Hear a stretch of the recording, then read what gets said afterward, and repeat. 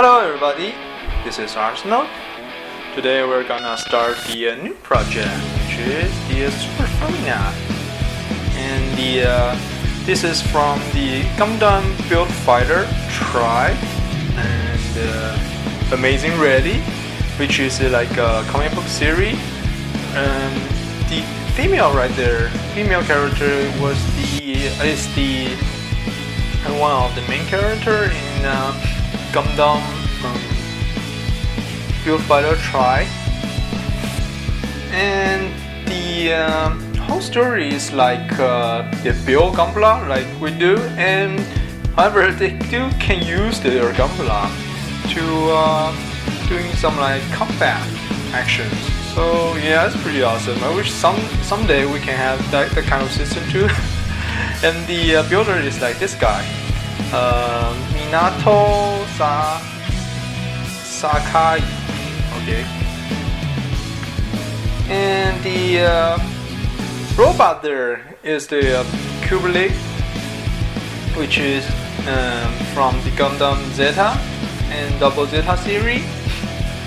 There's like a female character named Haman, and she is the leader of Neo Zeon.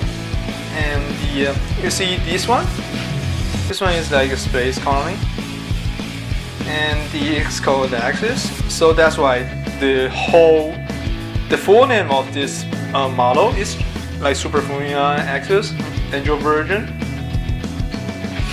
So yeah, you can see there's the combine some like characteristic, like both they are like in the woman and really strong leader. So yeah, I think that's a good fit for both the mobile suit and the character itself. So yeah, this is a pretty fun combination.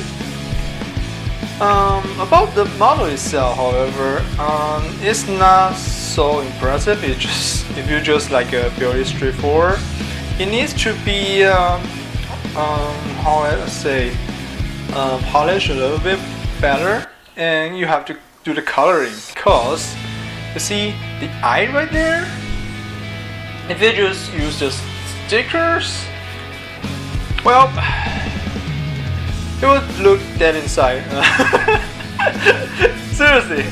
And it doesn't have the eyebrow either, so yeah, you see they recommend to use the acrylic paint to do the coloring yourself rather than using their sticker. So that's why this model needs to be painted.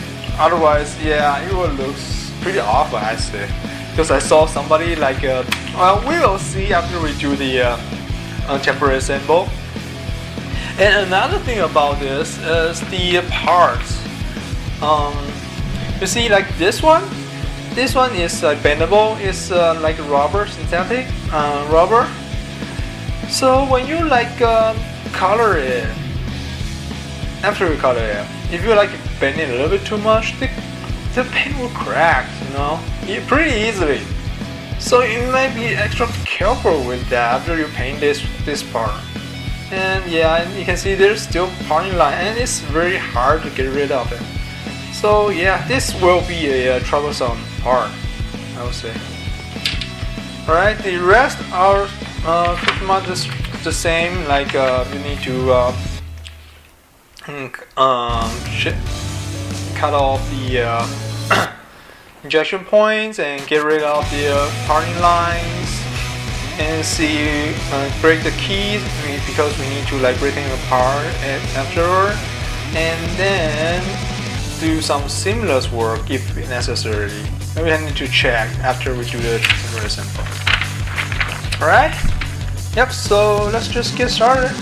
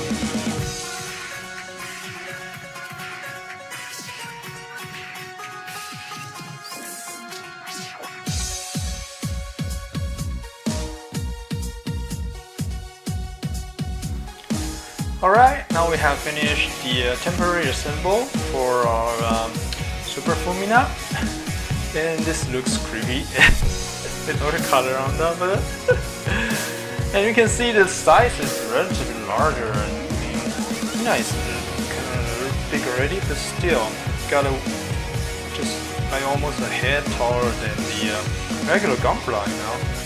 Yeah, that's what happened for the Fumina series, and you can see all the extra parts, which are, I think it's for the original version, in the animation version of the Super Fumina.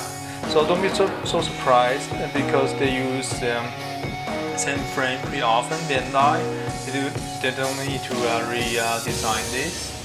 So yeah. A few things I like to add before in this video. The first thing is the rubber, synthetic rubber. See, when we use a nippler to try to trim it, you give it like a.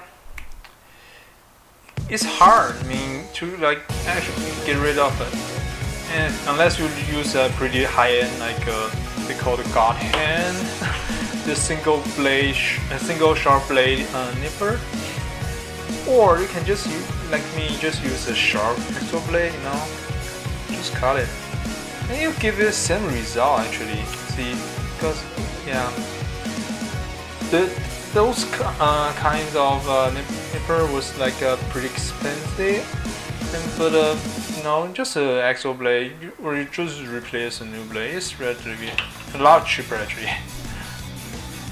And then some of the eyes part you can change and put a clear part on top of it, but I found it's like very hard to fit in. You have to trim it, so that's why I use just a regular eye now.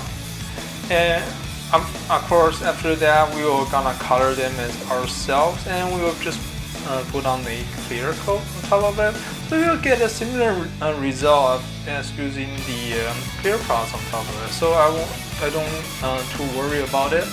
But one thing I do concern is since there are so many like you see parts that you can see through or beneath it. Remember I told the when you see the skirt in Dome project, right? So you might want to fill the gap, the empty space, and this which is used a lot, in the like a garage kit figure model building. So yeah, this is kind of technique, we call it filling. But some part you might want to just leave it, because they do have some of the analyzed already designed for you. So yeah, you can decide whether you want to like over here, you know, fill the gaps in between, or do some here and there. So you need to check, and the hand part need to be because the joint, you see, the leg part joint is pretty nice. They can be separated pretty easily. However, the hand, this part need to do the seamless technique. Yeah, but the joint is like stuck into, so we need to do some fixing about this part. And overall, well, just like I said, if you just want to like assemble itself without coloring it, I would not recommend this model, because you see all the stickers right here. Just such lazy ass, man. There's like a lot. We need to tape, and also we need to polish it, because you see the clear white part, we call it the pearl white, which needs to be like a really smooth surface. It's itself, pearl white is a translucent color. So if you got a bumping surface, you will ruin the piece. So yeah, lots of things, taping, polishing. The thing I hate the most, they're all involving like and it's really important actually in the figure building process. So yep, that will be a challenge for me. Even though this is Gunpla, but for me it's more like a garage kit, or like what you call the figure model. Right? That's all for today's session. If you enjoyed this, please drop a like, leave a comment, and I'll see you all in the next video. Thank you.